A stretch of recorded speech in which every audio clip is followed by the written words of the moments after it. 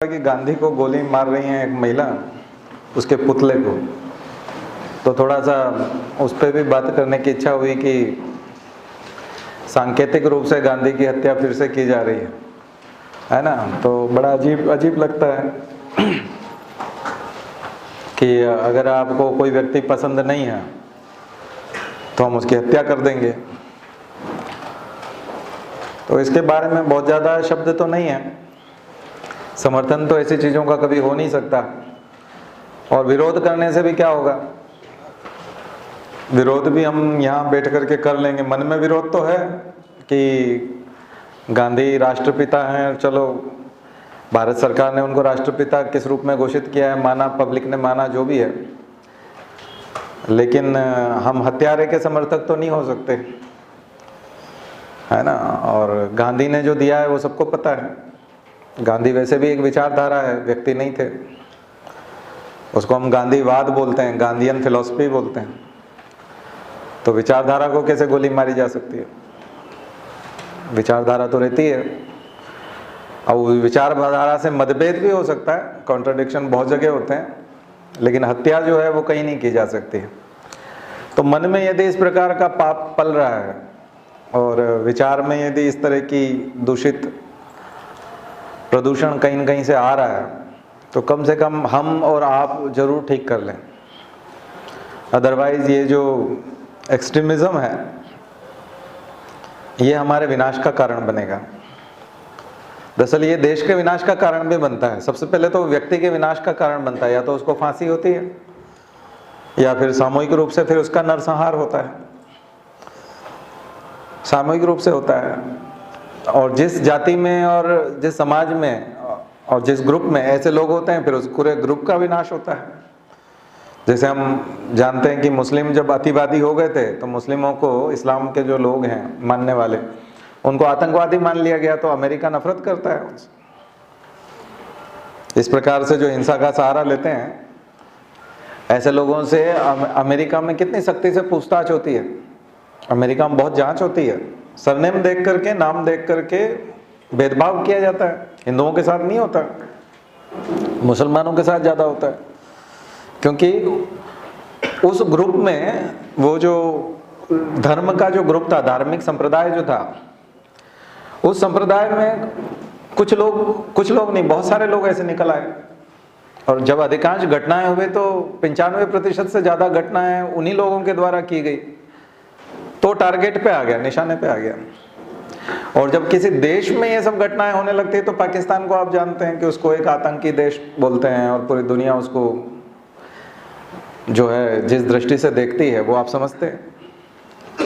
तो दरअसल इससे विनाश ही होता है। इसलिए अगर हम खुद को बचाना चाहते हैं तो ऐसी विचारधारा को प्रवेश नहीं करने दें मस्तिष्क में, ठीक है। सस्टेनेबल डेवलपमेंट की बात करते हैं ना, तो सस्टेनेबल डेवलपमेंट में ये एक बहुत बड़ी बात है। डेवलपमेंट तो करना है, लेकिन कौन सा करना है? सस्टेनेबल, बनाए रखते हुए, खुद को बनाए रखते हुए, दूसरों को बनाए रखते हुए विकास करना है। तो विचारधारा का पोषण भी वैसा ही होना चाहिए। आप और हम में से अगर हम अनजाने में गांधी के विरोधी हैं और गोडसे के समर्थक हैं, वो कल जय का नारा लगा रहे थे, उसमें महात्मा नाथूराम गोडसे बोल रहे थे, वो महात्मा हो गए और ये विलेन हो गए। अगर इस हद तक आपकी सोच चली गई है तो अब हत्यारे तो हो गए, हिंसक तो हो गए, चाहे आपने हत्या की हो या न की हो, चाहे आप किसी पोस्टर को गोली मारें, लेकिन एक हत्यारी मानसिकता आपके अंदर प्रवेश कर गई तो ये आपका विनाश करके रहेगी, क्योंकि ये अतिवादी भावना है। और भावनाएं जब अतिवाद के रूप में आती हैं तो उनका प्रकटीकरण किसी न किसी रूप में होता है। तो सबसे पहले वो आपका खुद का विनाश करेंगी, फिर आप जिस ग्रुप से जुड़े हुए हैं वो नष्ट होगा, और फिर आपकी जाति, संप्रदाय और धर्म बदनाम होगा, और अंततः आप जिस देश में निवास करते हैं उसका विनाश निश्चित है, अगर फॉलोअर्स बढ़ते गए तो सबसे पहले इसको जो विचार वाला क्षेत्र है यहीं से रोक लगानी चाहिए। मैं ये बात इसलिए कर रहा हूँ क्योंकि सोशल मीडिया पे कई सारे समर्थक निकल आते हैं, नीचे उसके फेवर में कमेंट करने वाले लोग भी बहुत होते हैं। आप में से, हम में से अगर कोई ऐसा व्यक्ति बैठा है तो मैं आज इस क्लास के माध्यम से उनको चेतावनी देना चाहता हूं कि विनाश की ओर ले जाता है वो रास्ता। सबसे पहले खुद का विनाश करेंगे, फिर परिवार का, फिर समाज का और फिर देश का। इसके सिवा कुछ होना नहीं है, क्योंकि अतिवाद से आज तक कभी कुछ नहीं हुआ है। एक्सट्रीमिज्म बुरा होता है। पाकिस्तान की जो ये हालत है, एक्सट्रीमिज्म को सपोर्ट किसने दिया? गवर्नमेंट ने। जब शासन सपोर्ट करने लगता है अतिवादी ताकतों का, तो फिर देश का भी विनाश हो जाता है। शासन का भी विनाश हो जाता है, साथ में देश का भी हो जाता है, क्योंकि वो ले डूबते हैं उसको, अपने साथ साथ समर्थकों को भी ले डूबते हैं। तो ऐसी विचारधारा कतई मस्तिष्क में प्रवेश नहीं करने दी जानी चाहिए। अब वो मस्तिष्क खराब हो जाएगा, किसी काम का नहीं रहेगा, आप भला नहीं कर सकते। इसलिए गांधी मरने से नहीं डरता था। गांधी एक विचारधारा छोड़ के गया था, तो वो व्यक्ति क्यों मरने से डरेगा? गांधी को कोई मार भी नहीं सकता। गांधी विचारधारा था और विचारों में वो हम सबके जिंदा रहेगा। तो ये बहुत ज़रूरी है। अब उसके कई सारे किंतु परंतु मतभेद बहुत हो सकते हैं, मेरे भी हो सकते हैं, आपके भी हो सकते हैं। गांधी की हर विचारधारा से हर व्यक्ति सहमत नहीं था। कभी आपको सुभाष बोस नाराज दिखते हैं, कभी भगत सिंह नाराज दिखते हैं, कभी खुद जवाहरलाल नेहरू नाराज दिखते हैं, कभी पटेल नाराज दिखते हैं, कभी खुद उनकी पत्नी नाराज दिखती हैं, कभी उनके बच्चे नाराज दिखते हैं, कभी उनका भतीजा मगनलाल नाराज दिखता है। पूरी जिंदगी अगर आप देखेंगे तो सिद्धांतवादी लोग जो होते हैं और इस तरह के जो प्रयोग करते हैं, उसमें कई असफल प्रयोग होते हैं और उसमें कई लोग नाराज होते हैं। लेकिन जब व्यक्ति कोई एक काम को उठा लेता है, वो बैरिस्ट्री कर सकते थे, अपनी प्रैक्टिस कर सकते थे, फिर से लंदन जा सकते थे, विदेश जाके रह सकते थे, जैसे जिन्ना रहते थे। जिन्ना से तो अच्छे वकील साबित होते ना बाद में, लड़ते तो अपनी सारी एनर्जी अगर वकालत में लगाते तो खूब पैसा कमा सकते थे। लेकिन उन्होंने लोगों को जगाने में, आंदोलन को गति देने में, अंग्रेजों को डराने में और इस मामले में अपनी अब स्वभावगत बुराइयाँ, ये आदमी जब बहुत देर बोलता है और बहुत जगह भाषण देता है और बहुत जगह लिखता है, तो कुछ ना कुछ गलतियां हो सकती हैं और उनसे मतभेद हो सकते हैं। लेकिन उसके कंट्रीब्यूशन को देखा जाता है कि उसका कंट्रीब्यूशन कितना है। आपके परिवार में आपके पिता से कई लोगों को मतभेद होंगे, लेकिन वो परिवार पालते हैं, मेहनत करते हैं, पूरे परिवार को चलाते हैं। कई मामलों में मतभेद होते हैं, माँ भी नाराज होती, भाई भी नाराज होता है, बहन भी नाराज होती। कई लोग बोलते हैं पिताजी यार वो सन के, पिताजी ऐसे हैं, पिताजी को ये नहीं करना चाहिए, वो नहीं करना चाहिए। लेकिन उनकी हत्या थोड़ी करता कोई भी हत्या थोड़ी कर देता उठा के। तो मतभेद होना एक अलग चीज़ है और हत्या कर देना अलग चीज़ है। फिर आपकी बुराइयाँ ढूंढ ली जाए तो फिर तो आपको 10 बार मार मार के बार सूली पे चढ़ाना चाहिए, है ना। अगर आपकी गलतियाँ ढूंढें तो फिर आपका क्या होगा? और आपके शव को तो फिर घसीटना चाहिए पूरे शहर में। आप तो इतने गंदे आदमी हो, फिर ऐसा नहीं हो सकता। व्यक्ति बुराइयों के साथ मनुष्य जो है वो जन्म लेता है, मतभेद विचारों में हो सकते हैं, लेकिन अगर हम हिंसा को और विरोध को इस रूप में ले जाएंगे तो हम अपने आप को दूषित करेंगे। तो ये मैं बात इसलिए कह रहा हूँ क्योंकि चारों तरफ जो सोशल मीडिया में माहौल है, बहुत गंदा माहौल है, एक्सट्रीमिज्म की तरफ ले जाता है और बिना सिर पैर की बात करता है। उसके कोई डेटा है जो ऑथेंटिक भी नहीं है, उसकी सूचनाएं बड़ी भ्रमित करने वाली हैं और उनके कोई आधार नहीं है। इसलिए इतना कचरा संस्कृति, जिसको व्हाट्सएप यूनिवर्सिटी कहते हैं, है ना, इतनी कचरा संस्कृति है और जिसकी वजह से लोग अपना ज्ञान बढ़ा रहे हैं, वो गलत दिशा में बढ़ा रहे हैं। तो थोड़ा उससे बचें, अपने माइंड को शुद्ध रखें, शुद्ध विचार आने दें, स्वस्थ विचार आने दें और प्रगतिशील विचारों को आने दें। स्वस्थ प्रतिस्पर्धा करें, असहमतियों को स्थान दें। असहमतियाँ हो सकती हैं, आपको नहीं करना, आप क्विट कर सकते हैं, छोड़ सकते हैं, जा सकते हैं, लेकिन आप मार नहीं सकते। विरोध करने के अपने एक सहज तरीके होते हैं। तो विचारों की काट विचार हो सकते हैं कि आप विचार दे सकते हैं, आप गोली से विचारों को नहीं काट सकते। विचार जिंदा रहेंगे बल्कि और ज़्यादा फैलेंगे। तो ऐसे आपने कई सारे केस देखे हैं जब ये सब चीज़ें होती हैं। चलिए यहीं से इन्वायरमेंट में और सस्टेनेबल डेवलपमेंट में चलते हैं। सस्टेनेबल डेवलपमेंट की जब बात करेंगे तो यहाँ इसकी सस्टेनेबल डेवलपमेंट मतलब सतत विकास, और इसकी जब बात करते हैं तो नैतिकता की बात आती है। नैतिक विषय हो जाता है, एनवायरमेंटल एथिक्स। एनवायरमेंटल एथिक्स की बात हो जाती है। क्यों हो जाती है? क्योंकि विकास किस कीमत पर, विकास क्यों?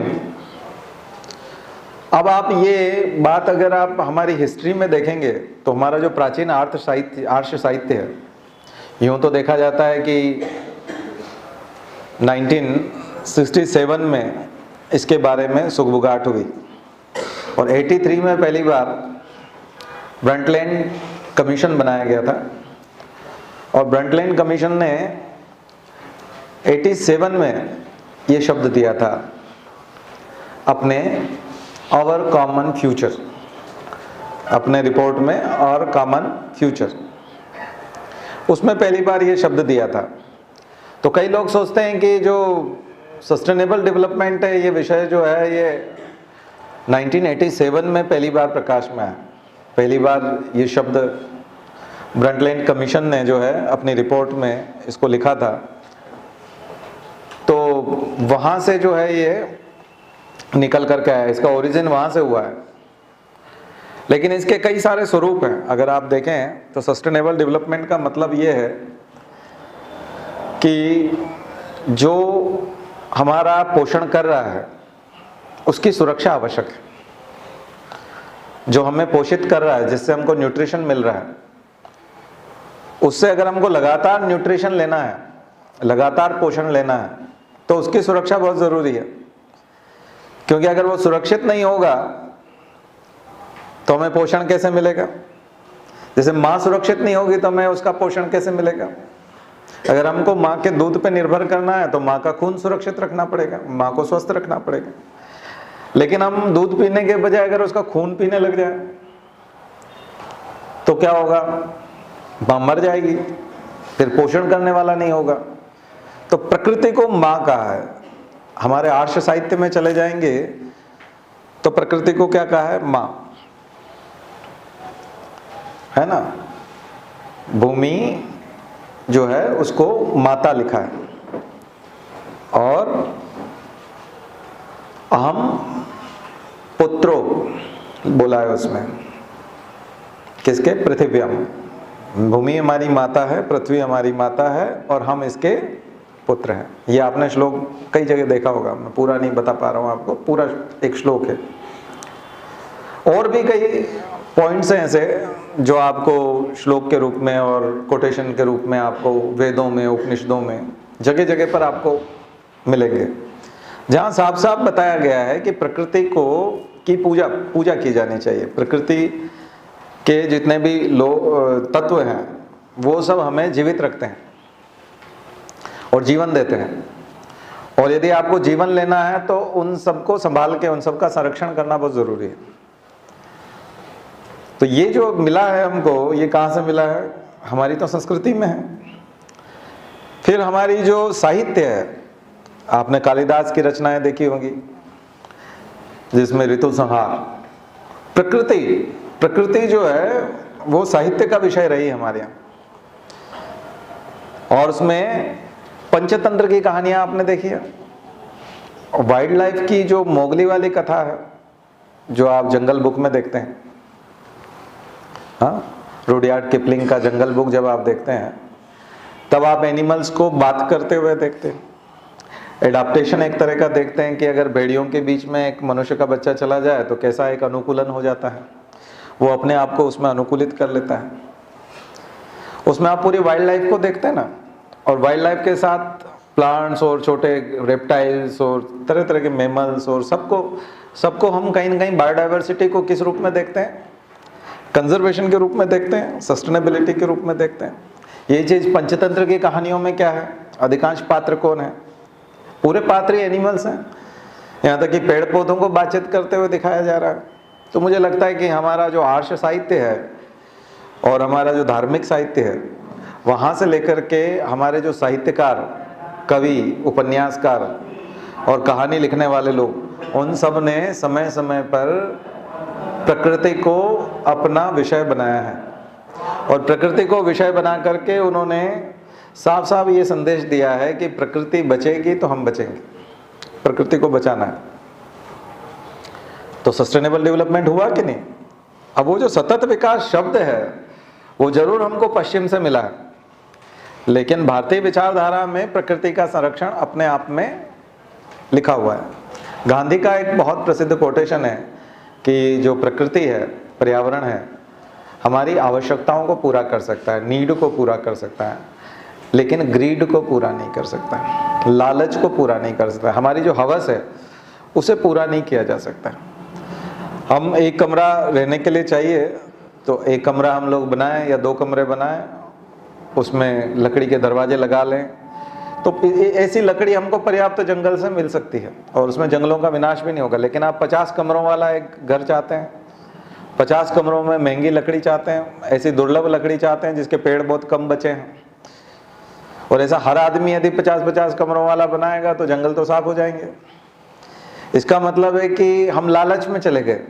हमारी आवश्यकताएं पूरी हो सकती है, लेकिन जब हम लालच में चले जाएंगे तो प्रकृति का विनाश होने लग जाएगा।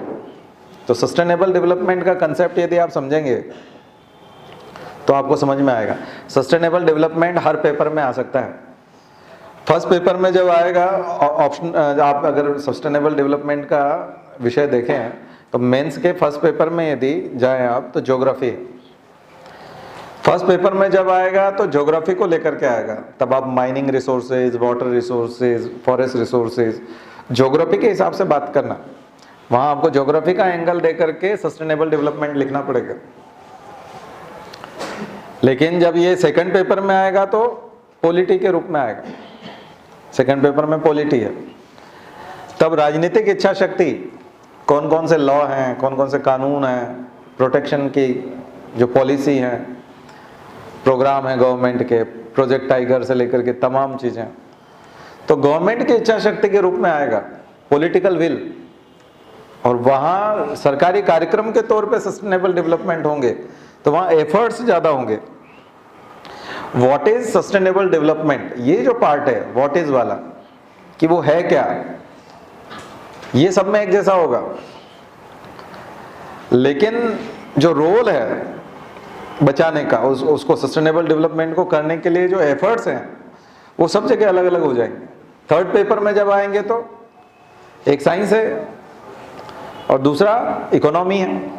यहाँ आर्थिक विषय के रूप में आएगा सस्टेनेबल डेवलपमेंट, क्योंकि आप डेवलपमेंट किससे जोड़ते हैं, आर्थिक विकास, और फिर प्रकृति का संरक्षण भी करते, तो यहाँ इकोनॉमी जो है वो डोमिनेंट रहेगी।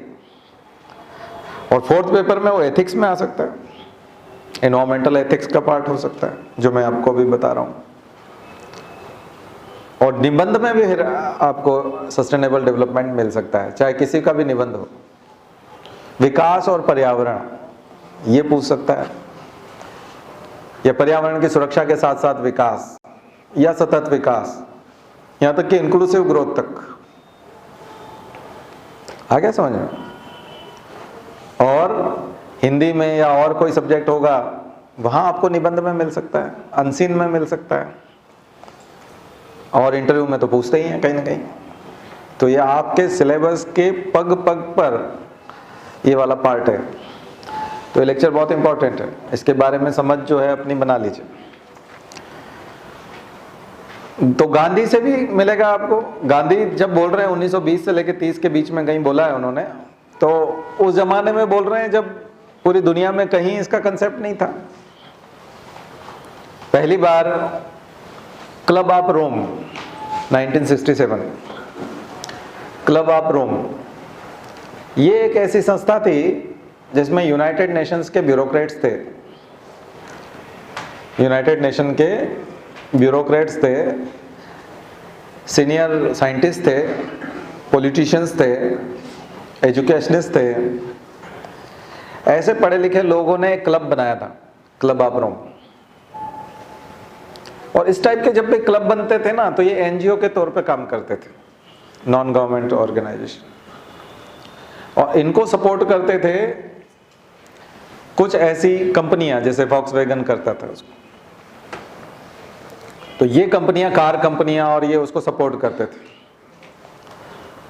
कई सारे एनजीओ, ये पहला एनजीओ है एक तरह का हमारा। हम लोग एनजीओ के नाम से बहुत चिढ़ते हैं, हम लोग एनजीओ नहीं बनाते हैं। हमको यहाँ गायत्री शक्तिपीठ से हॉल दिया हुआ है और ये माइक दिया हुआ है और कुर्सियां हैं जिस पे आप बैठे हैं। ये संसाधन गायत्री शक्तिपीठ के हैं और मैं आकर के अपना समय देता हूँ, आप आकर के यहाँ पढ़ते हैं। एक भी पैसा हम किसी से नहीं लेते। बाकी कोई भी सामाजिक काम जो निःशुल्क चलते हैं, जिनको नॉन प्रॉफिट ऑर्गेनाइजेशन बोलते हैं, वो लोग फाइनेंशियल असिस्टेंस लेते हैं। ये भी लेता था।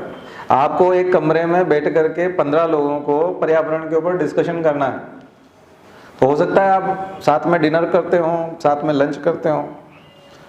तो किसी दिन लंच कोई करा दे, किसी दिन सब अच्छे लोग थे, समर्थ थे, किसी दिन कॉफ़ी कोई पिला देता।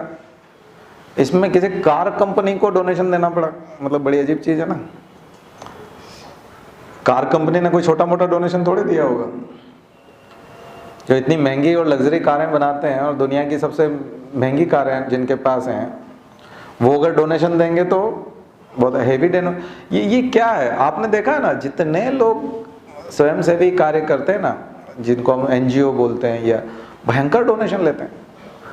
उसमें से अपनी सैलरी ड्रॉ करते हैं, अपने लिए लग्जरी वो लोग करते हैं, बहुत सारा। मुझे लगता है कि अच्छा काम करने का केवल इरादा हो और वो निकल पड़े तो बहुत ज़्यादा डोनेशन की और उसकी कोई आवश्यकता नहीं है। संसाधन आप सीधे सीधे ले सकते हैं किसी से।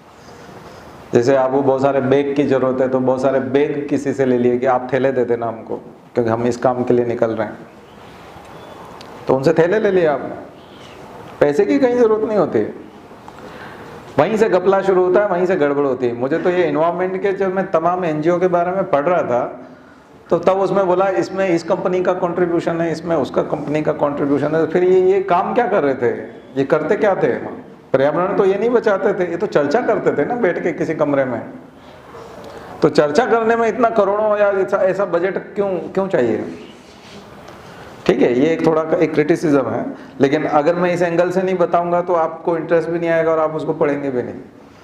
ठीक है, तो अब आपको याद रहेगा क्लब ऑफ रोम, ये प्रिकर्सर है किसका? सबका। यूनाइटेड नेशन के जितने भी united nation environment programme UNEP, लिखिएगा इसके ऊपर, UNEP के ऊपर। तो आपने स्टॉकहोम कॉन्फ्रेंस के बारे में सुना होगा, 1972 में पहली बार क्लाइमेट चेंज के ऊपर। और क्लाइमेट चेंज शब्द तो नहीं है वहाँ पर, खास करके वहाँ जो शब्द यूज़ किया गया है वो एक तरह से पर्यावरण को बचाने की बात है। तो पर्यावरण को बचाने के लिए कई तरह के कलेक्टिव एफर्ट की बात है। तो वो स्टॉकहोम कॉन्फ्रेंस 1972 में पहली बार आयोजित होती है। और वो क्यों होती है? क्योंकि एक क्लब ऑफ रोम जो NGO बना है वो बार बार चर्चा कर रहा है। और ये कौन आयोजित करवा रहा है? यूनाइटेड नेशन करवा रहा है, संयुक्त राष्ट्र संघ करवा रहा है। तो संयुक्त राष्ट्र संघ के स्तर पर पहली बार पर्यावरण के बारे में चिंता जाहिर की गई। भारत से भी प्रधानमंत्री गई, इंदिरा गांधी, और वहाँ जाकर के उन्होंने भारत का पक्ष रखा। 1971 में उन्होंने गरीबी हटाओ का 20 सूत्री कार्यक्रम शुरू किया था। तो उन्होंने सीधा सीधा कहा कि पॉवर्टी एलिवेशन जो है, गरीबी निवारण जो है, वो बहुत ज़रूरी है। और अगर आपको पर्यावरण को बचाना है और विकास करना है और पर्यावरण को बचाते हुए करना है, तो गरीबी को मिटाना बहुत ज़रूरी है। अगर आप गरीबी को ख़त्म नहीं करेंगे और पर्यावरण बचाना चाहेंगे तो दिक्कत हो जाएगी। आप और हम सब बायोमास नहीं जलाते। कौन लोग जलाते हैं? गरीब लोग जलाते हैं। खाना बनाने के लिए बायोमास फ्यूल कौन यूज़ करता है? गरीब लोग करते हैं। लकड़ी सीधी लाते हैं और उसको जला करके फिर उस पर खाना पकाते हैं।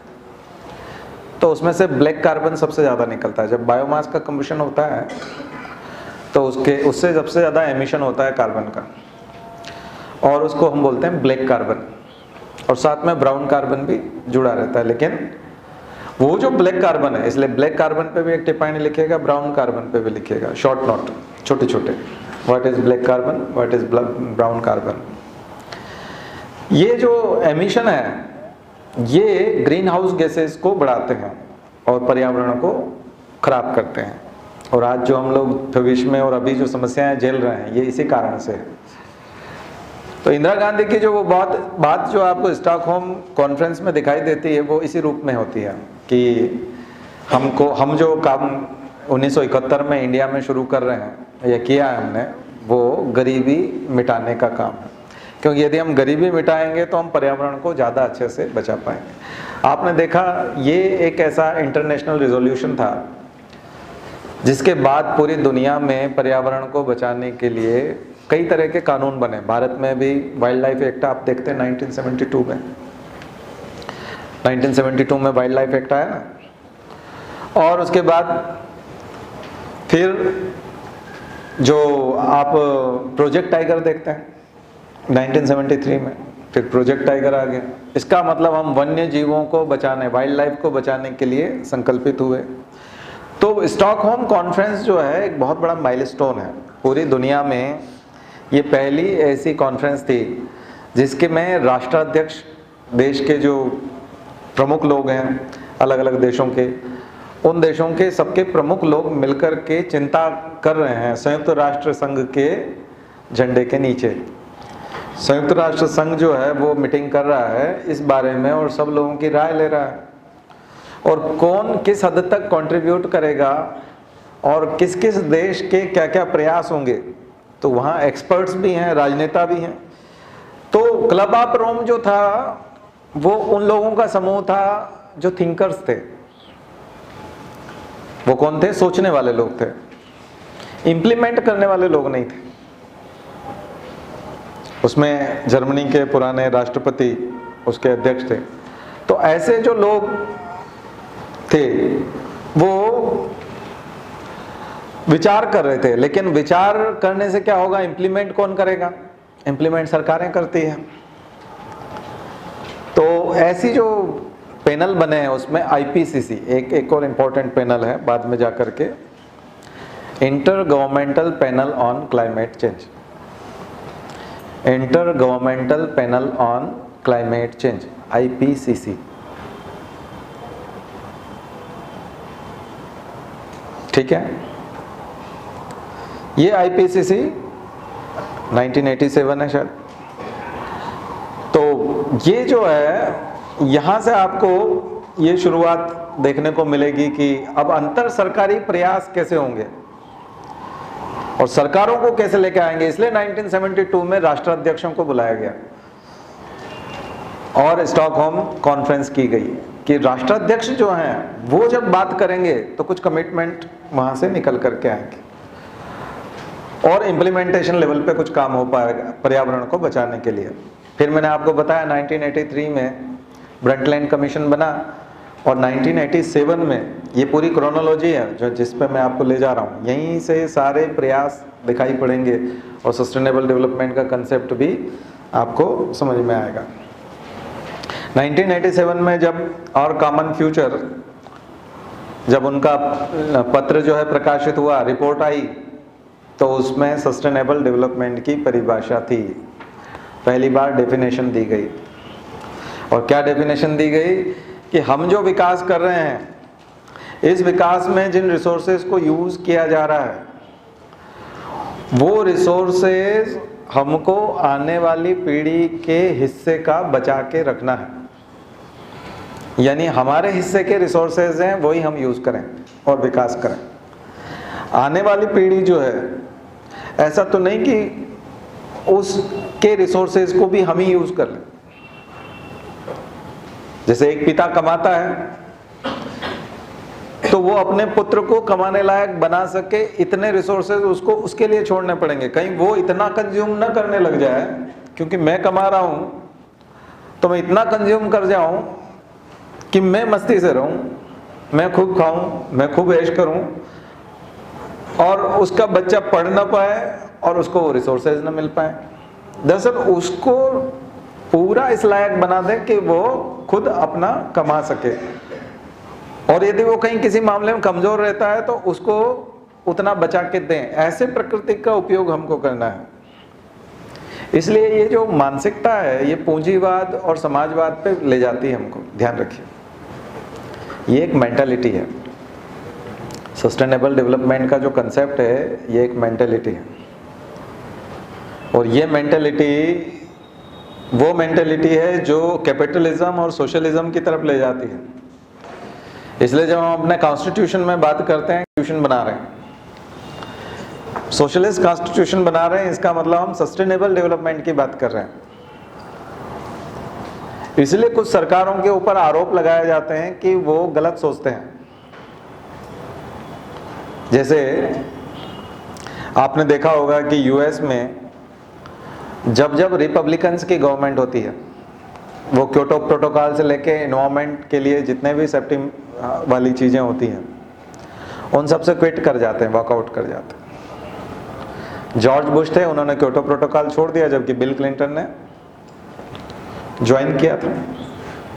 तो जो डेमोक्रेट्स होते हैं वो अमेरिका में हमेशा ये पार्टी की विचारधारा होती है कि हम पर्यावरण को बचाते हुए विकास करेंगे। पार्टी की विचारधाराएं क्यों होती है? क्योंकि पार्टी को फंड मिलते हैं चुनाव लड़ने के लिए। तो चुनाव लड़ने के लिए जो फंड मिलते हैं वो कौन लोग दे रहे हैं? वो एनवायरमेंट फ्रेंडली हैं कि नहीं? दरअसल फंड देने वाले जो लोग हैं वो किस प्रकार की कंपनियां हैं? क्या वो माइनिंग पे डिपेंड करती हैं? क्या वो जंगलों को काटने पे डिफॉरेस्टेशन का काम करती हैं?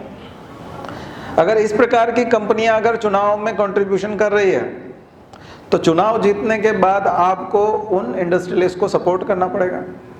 कुछ समझ में आ रहा है? और उन इंडस्ट्रियलिस्ट को जब आप सपोर्ट करने के लिए जाएंगे तो क्या होगा? आप पर्यावरण विरोधी निर्णय लेंगे, जिससे पर्यावरण का नुकसान हो, ऐसे निर्णय आप सरकार में रहते हुए लेंगे। क्यों लेंगे? क्योंकि आपको फंड किसने दिया? चुनाव जीतने के लिए आपकी पार्टी को स्पॉन्सर किसने किया? तो इसलिए रिपब्लिकन्स जितने भी हैं, अब फिर जॉर्ज बुश के जाने के बाद में जब ओबामा आपको दिखाई देते हैं दोनों टर्म में, तो वो पर्यावरण हितैषी दिखाई पड़ते हैं। फिर वो क्योटो प्रोटोकॉल और तमाम चीज़ों में भाग लेते हुए और एमिशन को कम करने का वादा करते हुए दिखते हैं, और उनसे उनके वो उद्योगपति परेशान रहते हैं, वहाँ वाले डेमोक्रेट्स। और मैंने आपको कहा था जो डेमोक्रेट्स हैं अमेरिका में, वो यूरोप में, ब्रिटेन में आकर के लेबर पार्टी हो जाते हैं और भारत में आकर कांग्रेस हो जाती है। बात समझ में आ रही ना? और या वहाँ के जो रिपब्लिकन है वो यहाँ की बीजेपी से मैच करते हैं, और कंजर्वेटिव पार्टी यूरोप की, यानी कि ब्रिटेन की कंजर्वेटिव पार्टी जो मजदूरों की बात करती है, लेबर पार्टी किसकी बात करती है? मजदूरों की बात करती है। अब उल्टा है, यदि आप स्ट्रक्चर में देखेंगे तो भारत में स्ट्रक्चर में और वहाँ के स्ट्रक्चर में अंतर है। यूएस में डेमोक्रेट्स के साथ में हमेशा जमीन से जुड़े हुए पढ़े लिखे समझदार लोग जुड़े रहते हैं, हमेशा। और वो आम आदमियों में से उठ करके जो लोग वहां तक पहुंचे वो लोग डेमोक्रेट्स होते हैं, जिनके जीवन के संघर्ष हैं। और रिपब्लिकन कौन होते हैं? ट्रंप जैसे या जॉर्ज बुश जैसे, जिनके पिता भी राष्ट्रपति थे, या तो ऑलरेडी जो पॉलिटिकल घराना है उसके लोग होते हैं। अब भारत में यहाँ पर आप देखेंगे कि जो सामंती सोच के लोग हैं, फ्यूडल सोच तो नहीं कह सकते, लेकिन जो सामंत रहे हैं पहले, फ्यूडल लॉर्ड्स रहे हैं, वो कांग्रेस में, राजे महाराजे और तमाम तरह की चीज़, वो कांग्रेस में आपको दिखाई देते हैं। और किसान टाइप के जो लोग थे, या चाय वाले लोग थे, या ऐसे लोग थे, ये लोग किस में हैं? बीजेपी में। और बीजेपी उनको मौका देते कि आप प्रधानमंत्री बन जाओ और आप मुख्यमंत्री बन जाओ, जैसे शिवराज सिंह चौहान बन गए थे और बहुत लंबा टेन्योर था। तो मौका तो बहुत अच्छा मिला, लेकिन फिर सेवा किसकी करते हैं? उद्योगपतियों की। फिर बात आ गई ना बात, क्यों करते हैं? क्योंकि फंड कहां से मिल रहा है? तो रिलायंस फंड दे रहा है। तो रिलायंस फंड दे रहा है तो उसको प्रोटेक्ट करना है, जबकि वो सबसे ज्यादा कार्बन एमिशन करता है, सबसे ज्यादा डिफॉरेस्टेशन के लिए जिम्मेदार है। बात समझ में आ रही ना? सस्टेनेबल डेवलपमेंट का सबसे बड़ा दुश्मन भी ऐसे ही लोग होते हैं। किसानों की जमीनों को अधिग्रहण कौन करवाते हैं? उद्योगपति करवाते हैं। ग्रीन बेल्ट कौन खत्म करते हैं? वही करते हैं। अब सिंगूर का एक एग्जाम्पल है, टाटा का जो नैनो प्रोजेक्ट है, आपको पता है कि जहां वो सिंगूर में जो नैनो प्रोजेक्ट चल रहा था, वहाँ किसानों ने ज़मीनें नहीं दी, तो मोदी मुख्यमंत्री थे गुजरात के, उन्होंने इनवाइट किया टाटा को, आप आइए यहाँ आप उद्योग लगाइए। किसानों को, क्योंकि 2002 में जो नरसंहार हुआ था, है ना, मास्कर आपने देखा है, मुसलमान जिस हद तक मारे गए थे, और जो डर मोदी का था गुजरात में वो इतना ज़्यादा था कि किसान की हिम्मत नहीं कि वो ज़मीन देने से मना करे। मोदी अगर मुख्यमंत्री और अमित शाह यदि गृह मंत्री और किसी किसान की हिम्मत है कि वो ज़मीन देने से मना कर दे, तो रतन टाटा को ज़मीन रातों रात मिल गई, जितनी ज़मीन चाहिए थी। लेकिन अब नैनो बंद होने जा रहा है, नैनो वैसे भी फैल रहा। नैनो गाड़ी को जिस गलत तरीके से प्रोजेक्ट किया गया सस्ती गाड़ी के तौर पे, जबकि उसको दूसरी तरीके से प्रचार किया जा सकता था, लेकिन उस गाड़ी को खरीदना एक अपमान का विषय जैसा हो गया कि मतलब वो थोड़ा सा नैनो का प्रोजेक्ट फेल हो गया। और अब वो खुद भी बंद करने जा रहे हैं और लोगों ने भी खरीदना बंद कर दिया। और एम्प्लॉयमेंट कितने को दिया होगा? लोग सब पैसा बचाना चाहते हैं, उद्योगपति कभी भी एम्प्लॉयमेंट नहीं देते ज़्यादा, जितने लोगों का बताते हैं उसका आधा भी नहीं देते, कम में काम चलाना चाहते हैं। आप यदि 10 लाख का लोन देंगे और आप कहेंगे कि मैं 4 लोगों को रोजगार दूंगा, तो आप 10 लाख का लोन लौटाते समय में, किस्त लौटाते समय अपना मुनाफा देखना चाहेंगे और 4 के बजाय 2 या 1 आदमी में काम चलाना चाहेंगे, तो इतना एम्प्लॉयमेंट नहीं बढ़ता। बात समझ में आई ना? मैं पॉलिटिक्स में, इसलिए आप पूरा सिनेरियो समझे, होल सिनेरियो समझे, यानी सस्टेनेबल डेवलपमेंट को केवल यहाँ नहीं, मैं आपको पॉलिटिक्स में भी समझाना चाहता हूँ, इकोनॉमी में भी समझाना चाहता हूँ, मैं सब तरफ ले जाना चाहता हूँ। आप देखिए उसको, तो क्या होगा। इसलिए सपोर्ट आपको उन लोग, मनरेगा अर्बनाइजेशन से रोकता है। देखिए, मनरेगा का कभी भी ये उद्देश्य नहीं रहा कि आपको काम करना है। बात समझने की कोशिश कीजिएगा। जब आप समाजवादी कंसेप्ट लेके आते हैं, तो समाजवादी कंसेप्ट जब आप लेके आते हैं तो आपका मतलब होता है कि जो कलेक्शन हुआ है, टैक्स का, रेवेन्यू का कलेक्शन हुआ है, उसको आपको डिस्ट्रीब्यूट करना है। रेवेन्यू को डिस्ट्रीब्यूट करना है। किस में डिस्ट्रीब्यूट करना है? बहुत सारे लोगों। ये बात पक्की बता दें हम आपको, लोन चाहे आप किसान को दें चाहे उद्योगपति को, पैसा वापस आना नहीं है। बात समझ में आ रही है? लोन किसी को भी दे दें, लोन जब आप देते हैं किसी को, तो कई बार जरूरतमंद लेते हैं, और जरूरतमंद के पास में चूंकि उसको बहुत ज्यादा जरूरत है इसलिए वो लोन ले रहा है, अदरवाइज लोग कर्जा नहीं करना चाहते। और जिसको बहुत ज्यादा जरूरत है इसका मतलब उसके पास है नहीं, और उसकी अपनी आवश्यकता है परिवार की, तो जो उत्पादन होगा और उससे जो इनकम होगी उससे अपने बच्चों की शादी करेगा या इस तरह के कोई काम करेगा, या अपने बच्चे को पढ़ाएगा, अपना घर की मरम्मत कराएगा, खेती में कुछ सुधार करेगा, भूमि सुधार करेगा, तो उसके पास वापस बैंक को देने के लिए पैसा नहीं होगा। पक्की बात बता रहे, किसी को भी आप लोन दे दीजिए, और जिसके पास जरूरत नहीं है और उसने लोन लिया है तो वापस देने के लिए नहीं लिया है। बात समझ में आ रही ना?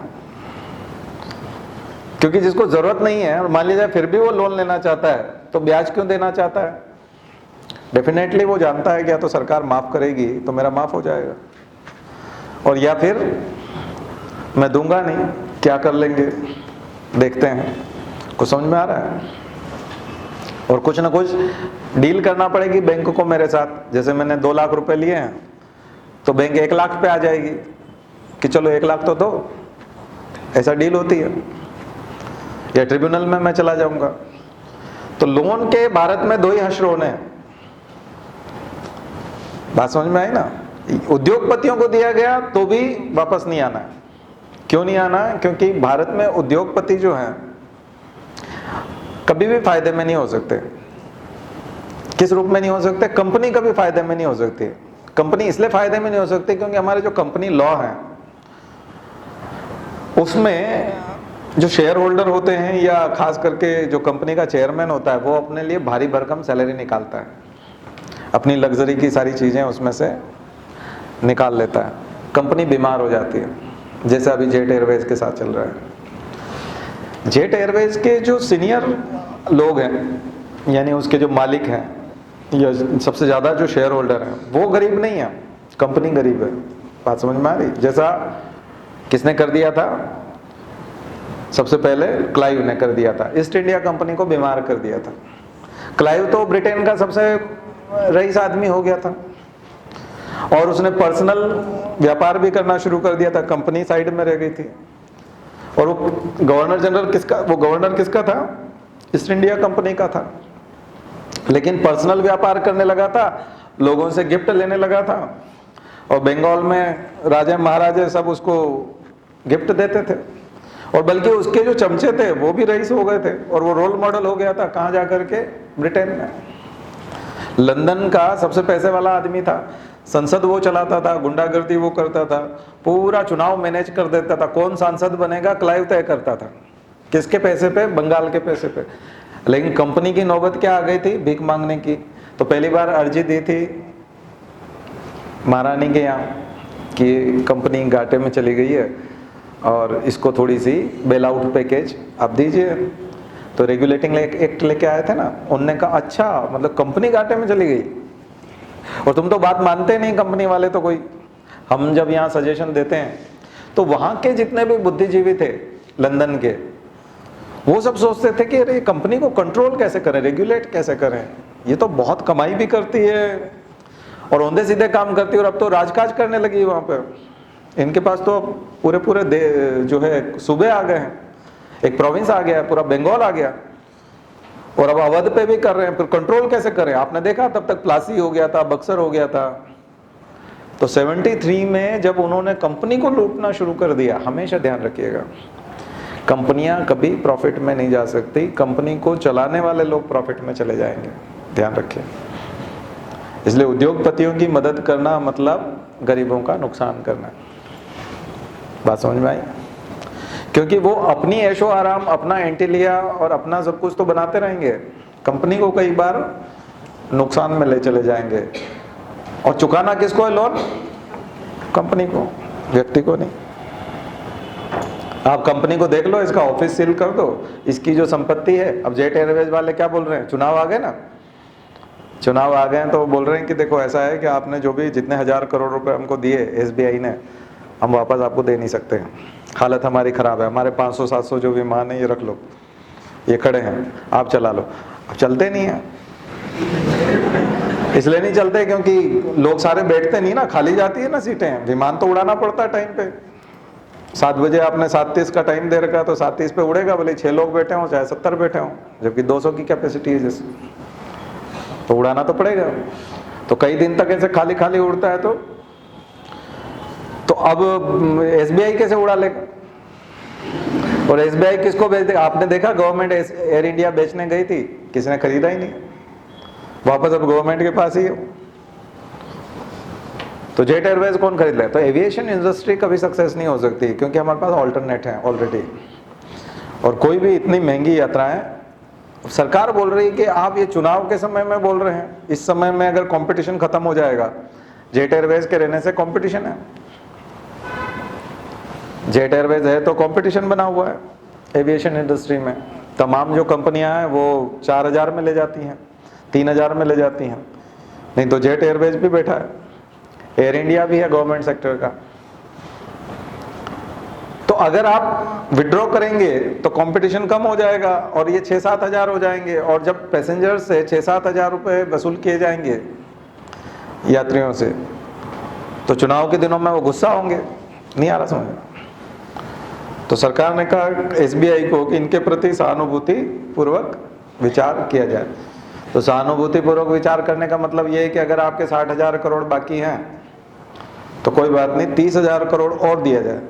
उनको कितना दिया जाए? 30,000 करोड़। अब वो वापस आएगा क्या? नहीं आएगा।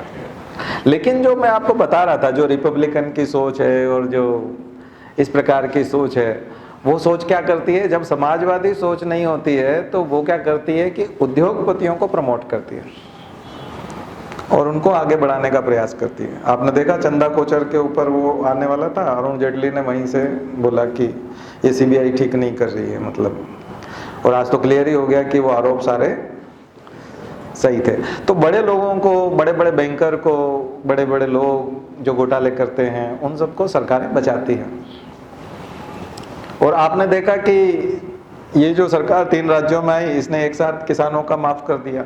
अब आप कहेंगे कि ये कहां से आएगा, ये बजट कहां से आएगा, तो वो कहां से आएगा? तेज कर। दरअसल आना कहीं से किसी का कुछ नहीं है, बात समझ में आई ना?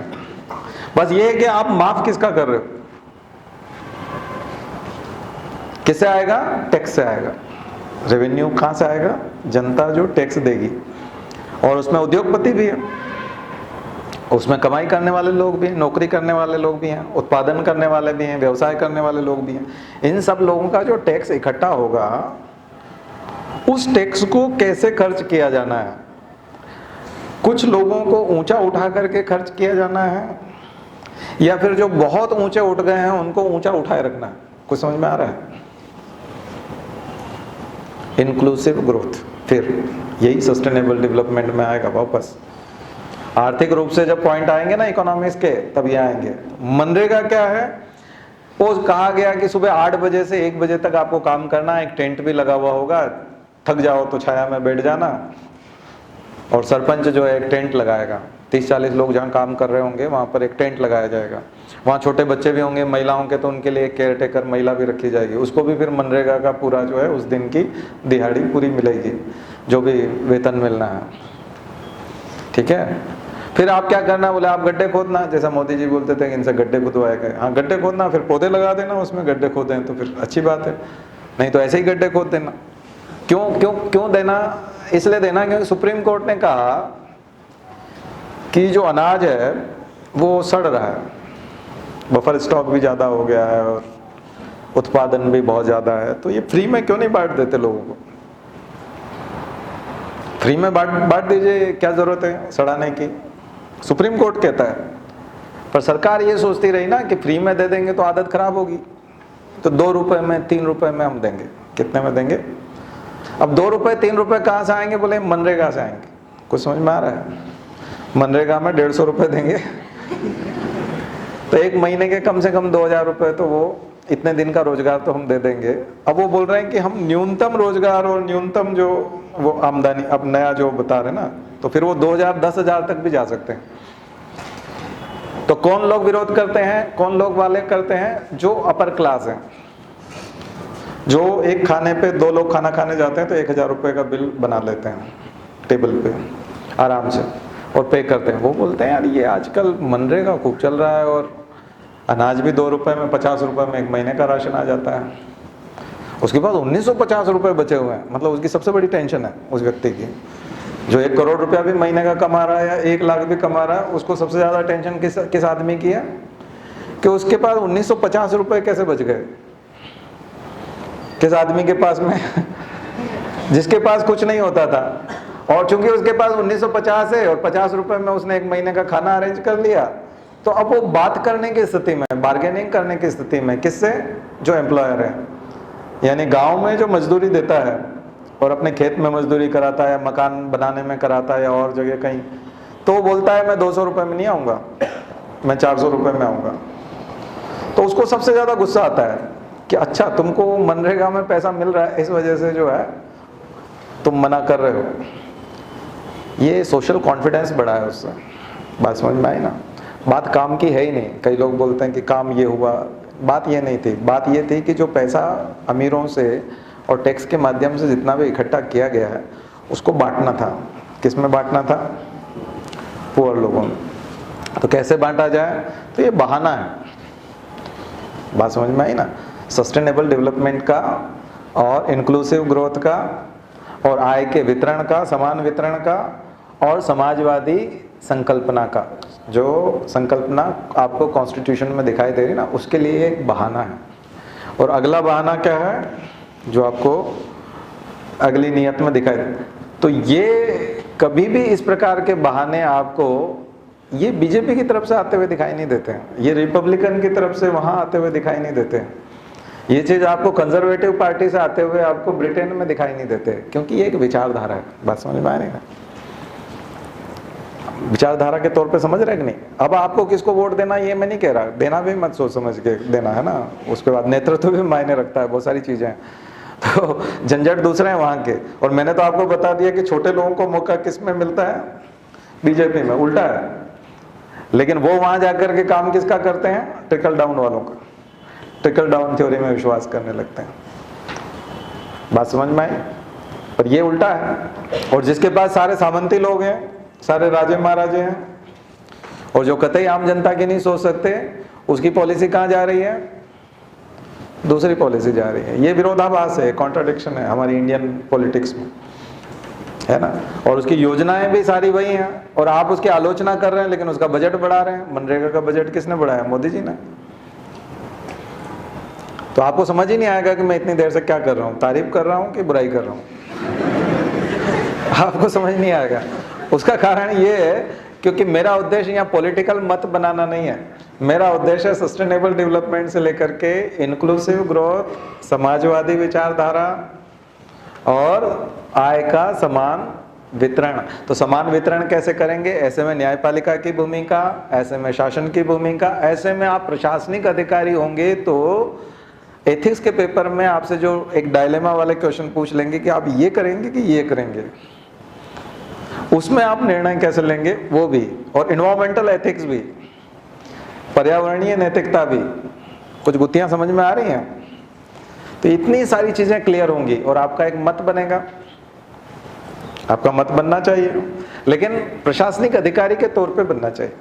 अब निजी तौर पे आप किसको वोट देते हैं वो आपकी अपनी हो सकती है, वो बदल भी नहीं सकती, वो पारिवारिक होती है।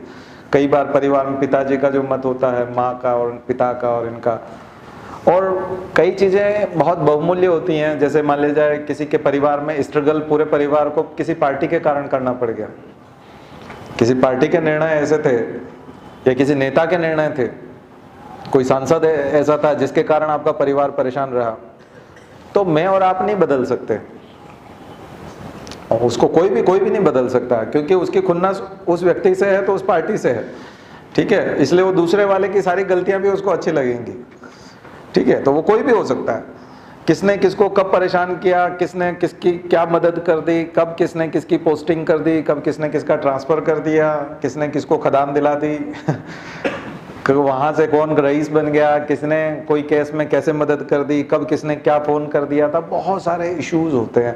तो हमारी जो राजनीतिक निष्ठाएं होती हैं वो उनके आधार पर होती हैं, निजी तौर पे होती हैं, परिवार के तौर पे होती हैं, और जो हमने देखा होता है, समझा होता है, महसूस किया होता है, उसके आधार पे होती हैं।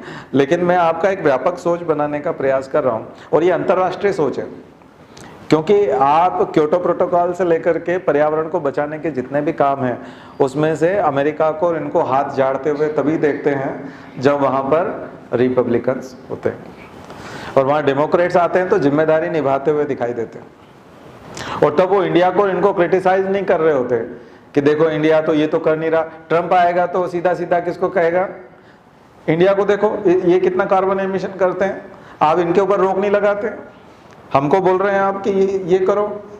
तो फिर वो बोलेगा आप ये मनरेगा चला रखा है आपने, इंडिया आ गया समझ में? इंडिया में वो व्यक्ति क्या बोलता है, आपने मनरेगा चला रखा है, लोगों को फालतू में जो है वो पैसा दे रहे हैं, दिहाड़ी इधर मिलते नहीं हमको, लोग देखो कितना पैसा मांग रहे हैं, और ये मुफ्त का अनाज खिलाने की क्या जरूरत है? ये 2 रुपए पे कोई भाव होता है?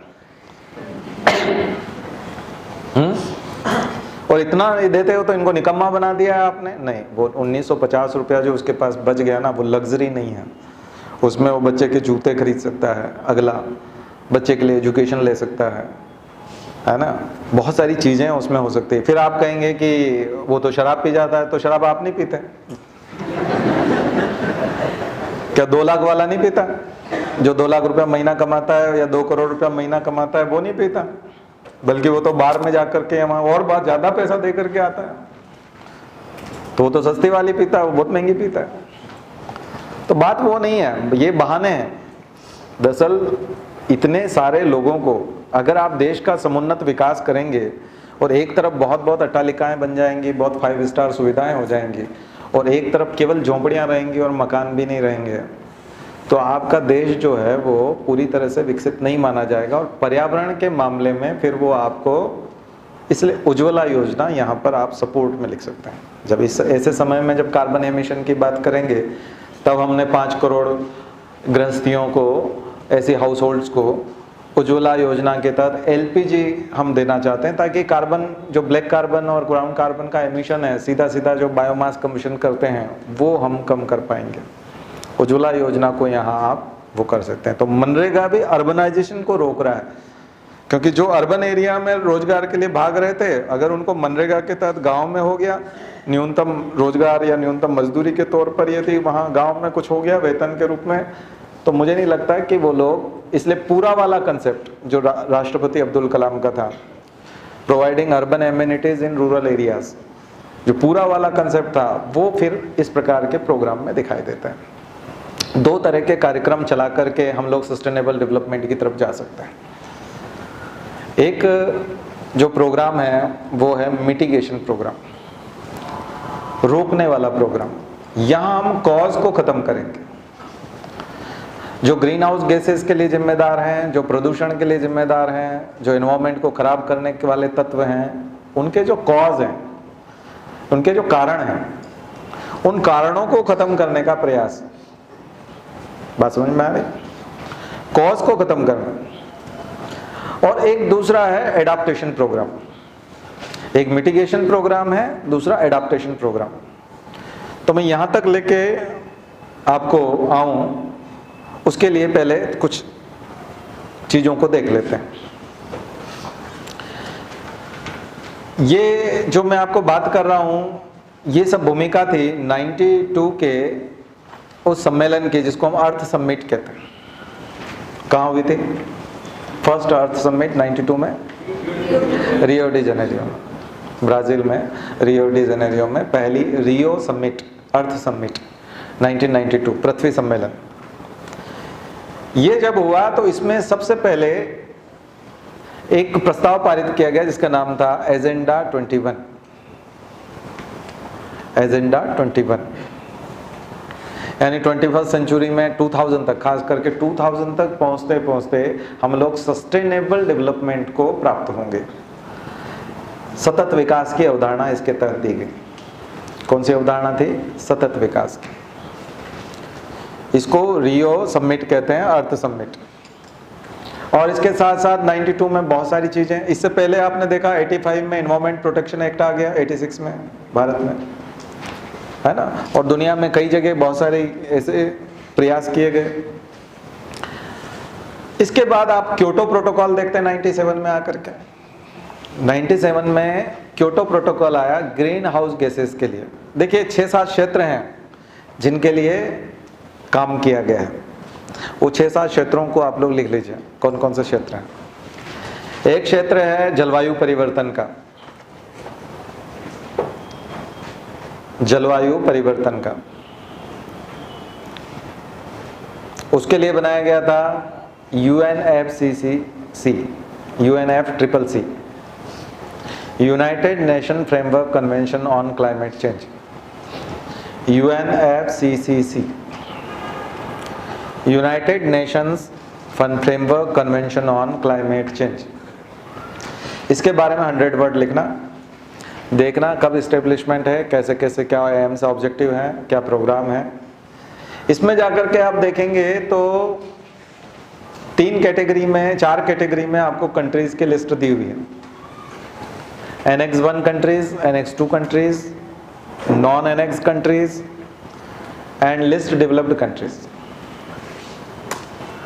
Annex 1 कंट्रीज वो कंट्रीज जो इंडस्ट्रियलाइज कंट्रीज, जो औद्योगिक देश हैं, विकसित देश, जिसमें यूएस और यूरोप का खास करके ईस्टर्न वेस्टर्न पार्ट, और वो सारे कंट्री 47 के आसपास, 45 42 हैं शायद, वो सारे कंट्रीज जो इंडस्ट्रियलाइज्ड हैं, पूरी तरह से डेवलप्ड हैं और कार्बन एमिशन बहुत करते हैं।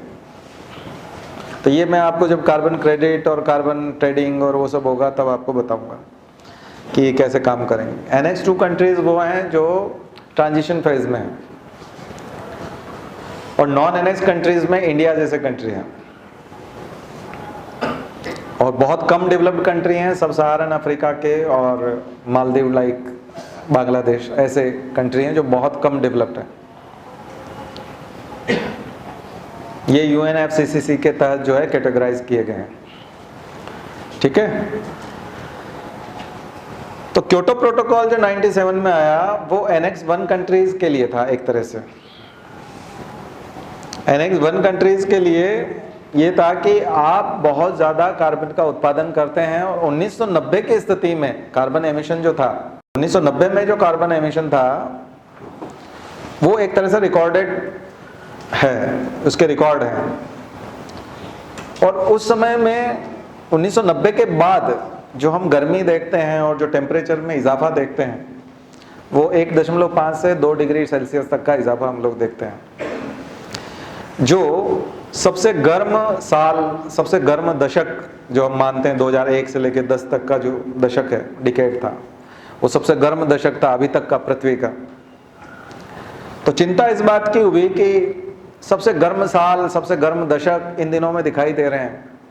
इसका मतलब 1990 का जो साल था उसको हम एक बेस ईयर मान सकते हैं कि उस समय तक पर्यावरण ठीक था, गर्मी इतनी नहीं थी और ग्लेशियर्स भी उतने नहीं पिघल रहे थे, और वो जब ग्रीन हाउस गैसेस की जितने भी कॉम्प्लिकेशंस हैं वो सब आप लिख सकते हैं, वो सब उस समय तक नहीं थे।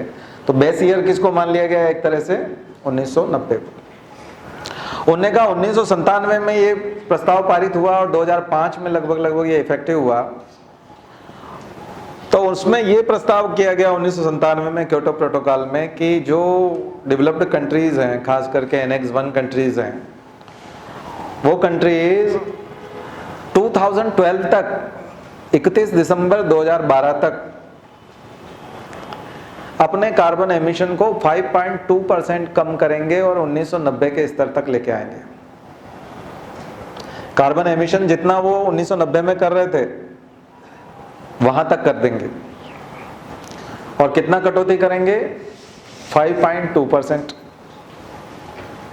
की कटौती करेंगे कार्बन एमिशन में।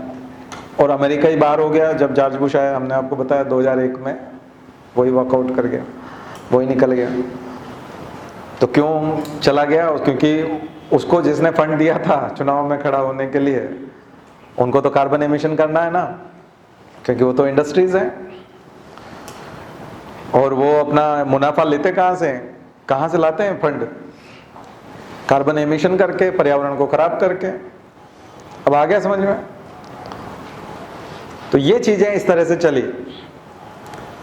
तो क्योटो प्रोटोकॉल, तो ये जलवायु परिवर्तन से संबंधित जब बात करेंगे तो हम इस सीरीज में चलेंगे। एक सीरीज है बायोडायवर्सिटी कंजर्वेशन की।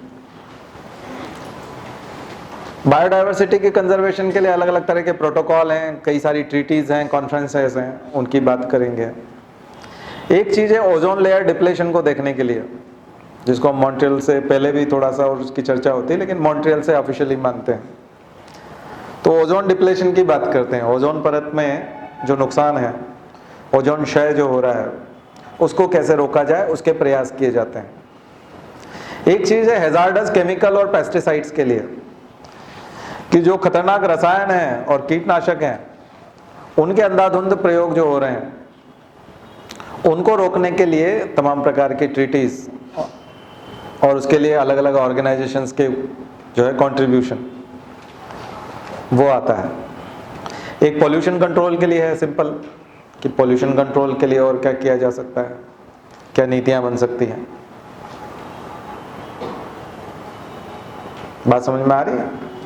तो इतने अलग अलग तरीके से क्लाइमेट चेंज के लिए जो हो रहा है वो ग्रीन हाउस गैस के ऊपर खास करके प्रदूषण की बात हम लोग कर रहे हैं। तो ऐसे अलग अलग जो है आपको सेक्टर जो है उनमें मिटिगेशन और उनमें एडाप्टेशन की बात करना है। तो 2012 आते आते जो है वो लक्ष्य तक हासिल नहीं कर पाए, क्योटो प्रोटोकॉल उतना सफल नहीं रहा, कई बार रेटिफाई करना पड़ा, रशिया ने फिर रेटिफाई किया, कई देशों ने रेटिफिकेशन करने की कोशिश की। भारत जैसे देश और चाइना जैसे देशों को छूट दी गई क्योंकि ये विकासशील देश कहलाते थे, और चाइना ने मानने से मना कर दिया।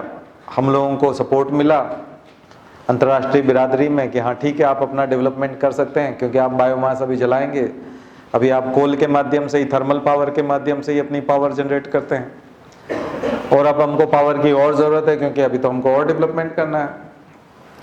पहले आप लोगों के यहाँ जो मोबाइल होते थे वो कैसे होते थे? सिंपल वाले, जिसमें फ़ोन आता, घंटी बजती थी, तभी हाथ लगाना होता था। अब तो दिन भर हाथ में रहता है, कई बार देखते रहते हैं उसको। तो तो कई बार जब हम उसको देखते हैं तो चार्ज भी बराबर करना, बैटरी भी हैवी वाली है ना, और उसको चार्ज करने में ज़्यादा इलेक्ट्रिसिटी लगती है। तो आने वाले समय में जब 3D प्रिंटिंग हो जाएगा और आर्टिफिशियल इंटेलिजेंस हो जाएगा और मशीन लर्निंग होगा और रोबोटिक्स होगा और तरह तरह की जो चीज़ें होंगी, जिसको हम 4th लेवल का इंडस्ट्रियल रिवॉल्यूशन कह रहे हैं, और घर के सारे सदस्यों के प्रति वो चीज़ें होंगी, तो एनर्जी की ज़रूरत तो और ज़्यादा पड़ेगी। तो अल्टरनेट एनर्जी की तरफ कैसे जाएंगे, ये चर्चा हम लोग कल करेंगे, और कार्बन क्रेडिट और उसकी, लेकिन आज मैं इसको कंप्लीट करना चाहता हूँ। तो ये जो एनर्जी की ज़रूरत और पड़ेगी तो हमको तो और कोयला जलाना पड़ेगा और उसकी और छूट चाहिएगी, क्योंकि हम अल्टरनेट सोर्स में कितना क्या कर लेंगे, सोलर मिशन हमारा कितना कंप्लीट कर लेगा, उसकी अपनी समस्याएं हैं कि जो सोलर सेल्स हैं वो कितने महंगे आते हैं, टेक्नोलॉजी बाहर से कैसे मिलेगी नहीं मिलेगी, बहुत सारी चीज़ें हैं। तो हम लोग आज अभी क्लाइमेट चेंज के तहत ग्रीन हाउस गैस को भी यदि पकड़ें और खास करके क्योटो प्रोटोकॉल को लें तो 2012 तक की बात आपको समझ में आ गई होगी। 2012 के बाद में दोहा अमेंडमेंट आता है और ये दिखा जाता है कि 2013 से 2020 तक क्या करेंगे। 2013 से 2020 का एक संकल्प निकल करके आता है, कॉप दोहा में जो हुआ था। दरअसल अलग अलग जगह कॉन्फ्रेंस ऑफ पार्टीज होता है। कॉन्फ्रेंस ऑफ पार्टीज में आपको कंफ्यूज नहीं होना है, दो तरह के होते हैं, कई तरह के हो सकते हैं। जब मैंने आपको इतने तरह के एजेंडा बताया तो बायोडाइवर्सिटी पे अलग तरह से कॉन्फ्रेंस ऑफ पार्टीज चल रहा है, क्लाइमेट चेंज के मामले में कॉन्फ्रेंस ऑफ पार्टीज अलग तरीके से चल रहा है। तो बार बार कॉप फलाना लिखा हो और वो सन लिखा हो तो एक ही सन में अगर 2-3 तरह के 4 तरह के कॉप है तो आपको टेंशन नहीं करना है, क्योंकि ये देखना होगा कि वो किस रेफरेंस में है, उसका संबंध किससे है। सबको कॉप ही कहेंगे, कॉन्फ्रेंस ऑफ पार्टीज, यानी जितनी भी पार्टीज हैं जो उसके अंदर समझौता कर चुकी हैं, जिन्होंने कॉन्ट्रैक्ट किया है कि हम सब इसको फॉलो करेंगे, वो सब मिल करके उस देश में, उस शहर में बैठ करके हर साल या 2 साल में बात करते हैं कि अब क्या करना है आगे। तो कभी इन्वायरमेंट मिनिस्टर जाते हैं, कई बार प्राइम मिनिस्टर जाते हैं, बहुत इंपॉर्टेंस होता है। जैसे पेरिस वाला था तो आपने देखा प्राइम मिनिस्टर गए थे। तो दोहा अमेंडमेंट में ये आया कि अब एनेक्स 1 कंट्रीज जो हैं उनके लिए थोड़ी सी और जिम्मेदारी बढ़ा दी गई। 14.5% रिडक्शन करना है, रिड्यूस करना है। एमिशन रिडक्शन कितना हो जाएगा, 14.5% 2013 से 20 के लिए। ये क्योटो प्रोटोकॉल का नया स्वरूप था। अब उसको क्योटो प्रोटोकॉल तो नहीं कह सकते, लेकिन प्री 2020 और पोस्ट 2012 उसको ये बोल सकते हैं, पोस्ट 2012 और प्री 2020।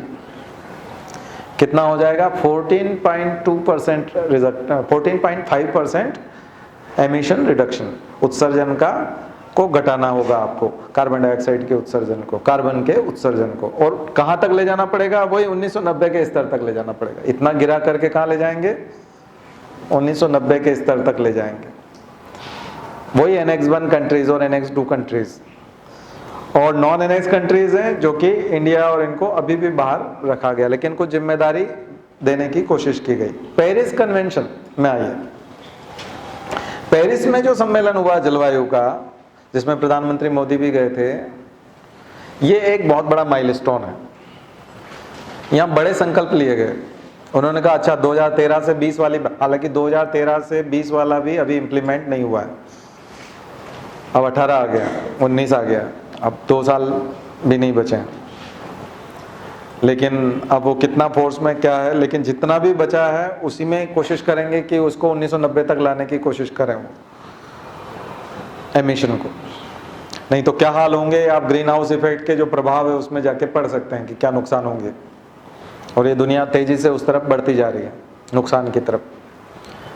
तो पेरिस में क्या हुआ, 2015 में एक बहुत बड़ा चेंज आया। यहाँ पर आकर के एक नई सोच निकल करके आई कि आपने देखा था कि sustainable development goals United nation ने सेट किए थे, SDGs 17 गोल बनाए थे, सस्टेनेबल डेवलपमेंट गोल्स। वो सस्टेनेबल शब्द कहाँ से चला आ रहा था,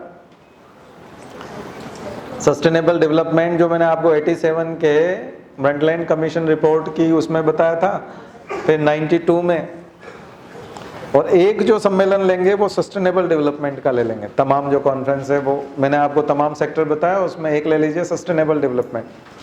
तो मैं उस पर आऊँगा, सस्टेनेबल डेवलपमेंट वाले पे वापस आऊँगा, वहीं जाकर के हम ख़त्म करेंगे आज का लेक्चर।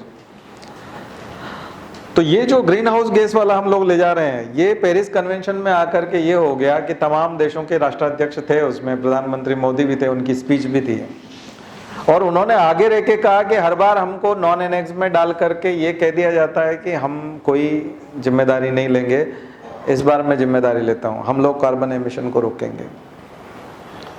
भारत में पहली बार भारत की तरफ से उन्होंने पहल की कि हम जिम्मेदार हैं और हम जिम्मेदारी निभाएंगे, और आप ये जिम्मेदारी सभी कंट्रीज को दीजिए, थोड़ी दीजिए, ज़्यादा दीजिए, लेकिन दीजिए, सभी को दीजिए।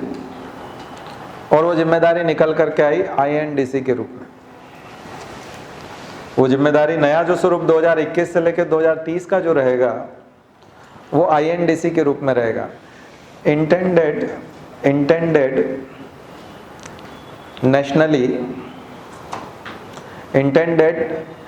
Nationally determined contribution. India's INDC यानी भारत का INDC क्या हुआ, उन्होंने कहा कि हम उसमें कंट्रीब्यूट करेंगे और हमारे देश को आप इसमें दीजिए, ठीक है। क्योंकि जब ग्रीन हाउस इफेक्ट की बात हुई थी और जब आप 92 का जब हम लोग अर्थ समिट कर रहे थे, तब CBDR का कंसेप्ट आया था। CBDR, common but differentiate responsibilities, common but differentiate responsibility. Common मतलब साझा, साझा परंतु अलग अलग जिम्मेदारियां। साझा means common, common but differentiate responsibility. और ये रेस्पॉन्सिबिलिटीज जिस रूप में आई, तो आपने देखा कि NX 1, NX 2, ये जिम्मेदारी तो सबकी है, कार्बन एमिशन को रिड्यूस करना है।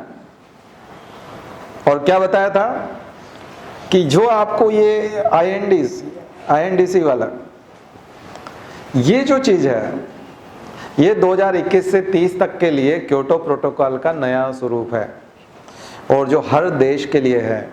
अब जलवायु परिवर्तन को ठीक करने के लिए, अब ग्रीन हाउस गैसेस को कम करने के लिए, कार्बन एमिशन को कम करने के लिए जो रिडक्शन होगा वो इस प्रोग्राम के तहत होगा। और इसके जो प्रमुख बिंदु हैं वो ये हैं कि हम कार्बन सिंक को बढ़ाएंगे, कार्बन सिंक को इंक्रीज करेंगे, यानी कि फॉरेस्टेशन बढ़ाएंगे, एफॉरेस्टेशन करेंगे, ज़्यादा से ज़्यादा पेड़ पौधे लगाए जाएंगे। कार्बन सिंक दो तरह से बढ़ सकता है, पेड़ पौधे लगा करके भी आप कार्बन सिंक को बढ़ा सकते हैं। सबसे बड़ा कार्बन सिंक समुद्र है, समुद्र को हम बढ़ा नहीं सकते, और इसमें नेशनली डिटरमाइंड जैसा कुछ नहीं है, क्योंकि समुद्र तो साझा है, सबका है। और दूसरी चीज़, दूसरा जो कार्बन सिंक है फॉरेस्ट जो है हमारे दूसरे कार्बन सिंक है, जो कार्बन डाइऑक्साइड को एब्जॉर्ब करते हैं, उनको हम बढ़ा सकते हैं। लेकिन फॉरेस्ट कवर एरिया भी हम बहुत कम बढ़ा पाए हैं, क्योंकि जिस तरह से हम अर्बनाइजेशन कर रहे हैं और जिस तरह का इंडस्ट्रियलाइजेशन और जो डेवलपमेंट के हमारे प्रोजेक्ट हैं उसमें हम फॉरेस्ट को काटते ही हैं, और बढ़ाते हैं तो कुछ बहुत कम परसेंटेज बढ़ता है। तो फिर क्या करेंगे, उन्होंने कहा कि आप रीयूज करने वाली और रिसाइकल करने वाली और ग्रीन एनर्जी डेवलप करने वाली कुछ रिसाइकल मैकेनिज्म और कुछ ऐसे मैकेनिज्म जो आप लोग कई जगह पर देखते हैं कि वो अपना कचरा जो है उससे ऊर्जा बनाते हैं। कचरा से क्या बनाते हैं? ऊर्जा बनाते हैं। जो आप खाते पीते हैं, गीला कचरा, सूखा कचरा सब अलग अलग जाता है, तो उससे आप इलेक्ट्रिसिटी डेवलप कर सकते हैं। तो आप एक तरह का कार्बन सिंक, यानी कार्बन डाइऑक्साइड जो जिससे और ज़्यादा एमिशन बढ़ सकता था, उसको आपने, कोयले को आप कम करें, कोल का उपयोग कम से कम हो। तो हम लोगों ने 100 गीगावाट का लक्ष्य रखा है सोलर एनर्जी का 2022 तक, Jawaharlal Nehru solar mission, Jawaharlal Nehru solar mission 2010 में शुरू हुआ था, अभी चल रहा है। उन्होंने 2022 तक के लिए, मनमोहन सिंह ने लक्ष्य रखा था 20 गीगावाट का,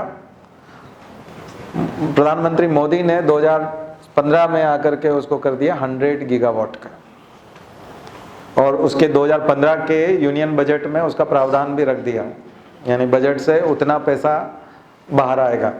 तो आपके लिए एक होमवर्क और हो गया, जवाहरलाल नेहरू सोलर मिशन 2022 के लिए।